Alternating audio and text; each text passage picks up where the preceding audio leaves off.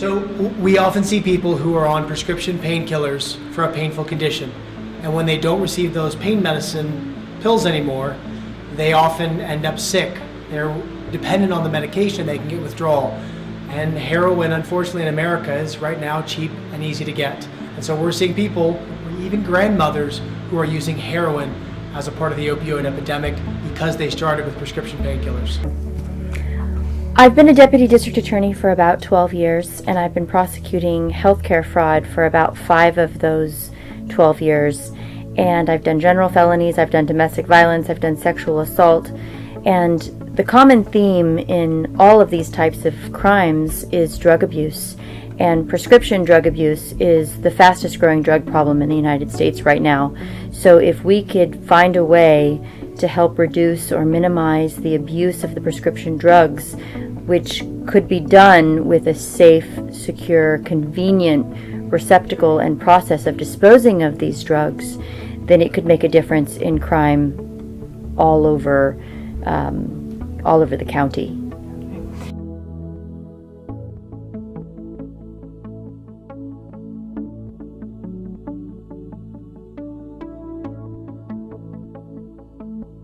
So how the med bins work is they're basically bear cans. So when the people put the trash out in areas that have a lot of bears, you don't want the bears getting the trash out. And it's kind of the same concept in that it's basically a one-way valve. You drop the pills in, the door closes, and they are safely contained there.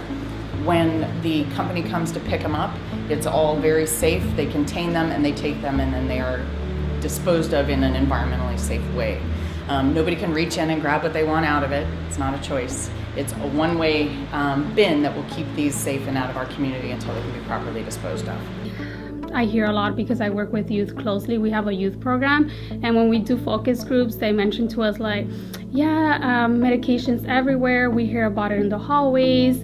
There's times that they're even doing these pharmaceutical parties where they're bringing medication from the cabinets, putting them in a bowl, and just randomly selecting medications, right? And this is something that it's very scary. And it could lead to emergency visits, which has been increasing within Monterey County and nationally as well. That's the reason why we really want to enforce to have something where parents could drop off their medication at their pharmacies, where there's not really all these different factors that contribute to like, hey, I can't do that because I don't have access to that.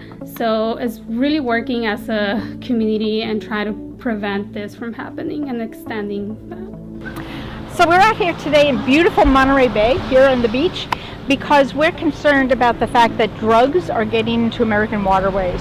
And we need to make sure that we find every way possible to keep them out, and that includes making sure unused drugs in the home don't end up in our environment. We do a lot of community events, and it's a very common question, what do I do with my medications?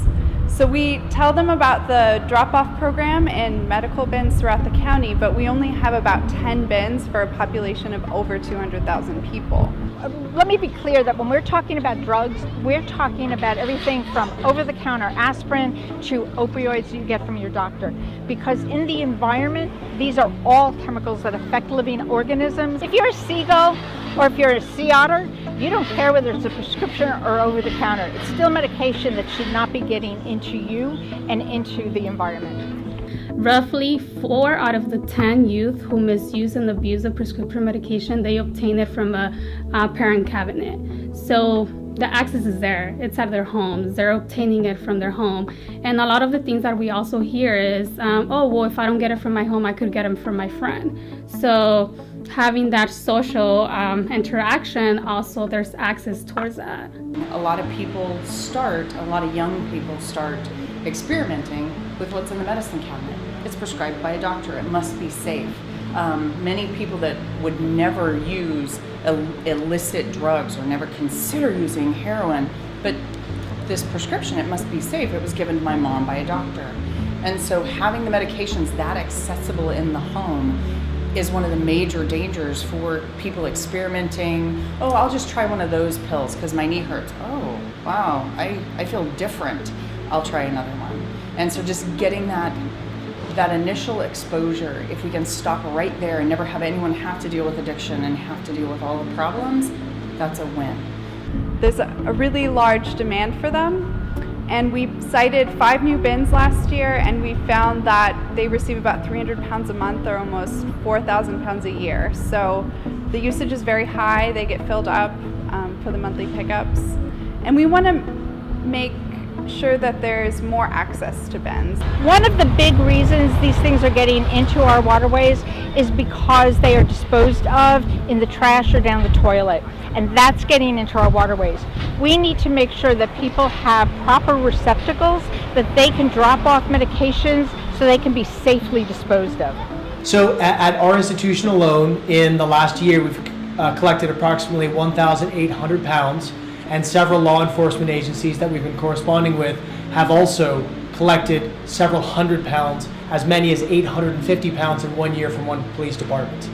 Monterey County, when this started, the peak of our overdose deaths was maybe 2012 to 2013. And between now and then, we have somewhere, depending on the statistical source, a decrease in the opioid overdose death rate of about 30 to 60%. And there's a number of factors, of course, that go into that, but decreasing the supply is a big part of it. It really shouldn't be incumbent upon the community and the counties to be paying the cost of the receptacles in the bins. The pharmaceutical companies are the ones that have put the pharmaceuticals in our communities and should be funding the removal of these harmful substances instead of having them go back out into our communities and potentially being diverted to our streets.